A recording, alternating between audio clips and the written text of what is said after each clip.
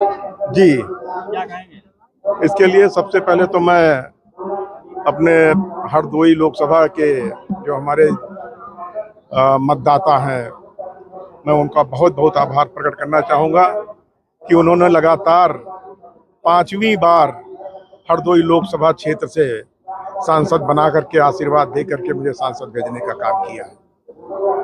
इस बार जीत का मार्जिन काफी कम रहा 2019 की अपेक्षा, क्या कहें, क्या वजह क्या रही? मैं तो मानता हूं कि एक तो जो कड़ी धूप की वजह से जो वोटिंग भी बहुत ज़्यादा नहीं हुई, और उसकी वजह से मैं समझता हूं कि जो मतदान था वो कम हुआ है।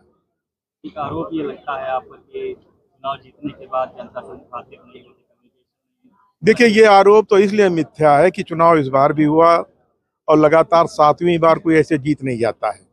एक बार जीतोगे, दो बार जीतोगे, तीन बार जीतोगे, बार बार जनता मूर्ख नहीं बनती है। तो कुछ न कुछ कमियां हैं, तो कुछ अच्छे भी अच्छा गुण भी होगा जिसकी वजह से जनता का हमेशा आशीर्वाद मिला।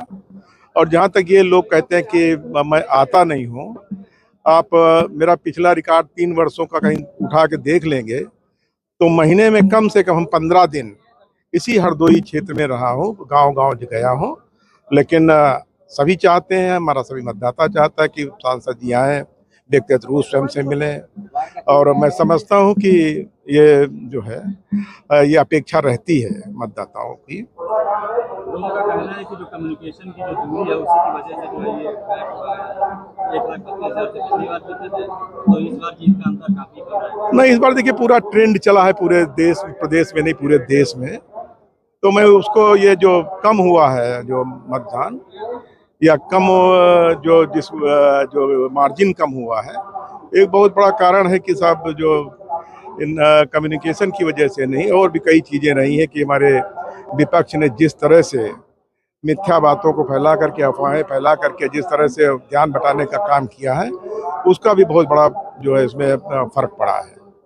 क्या प्राथमिकता रहेंगी इस बार आपकी? एक तो पिछले 5 साल में कुछ कार्य जो हमने करने चाहे थे, हमने प्रयास भी किया और कोशिश भी की और उस पर कुछ काम भी हुआ, लेकिन वो पूरे नहीं हुए।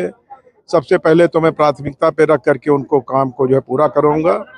और मैं समझता हूँ कि इस बार जो ये नाराज़गी लोगों की रहती है, गिला शिकवा रहता है कि मैं जरा कम मिला लोगों से, तो वो गिला शिकवा भी मैं दूर करूँगा, ये मैं विश्वास दिलाना चाहता हूँ।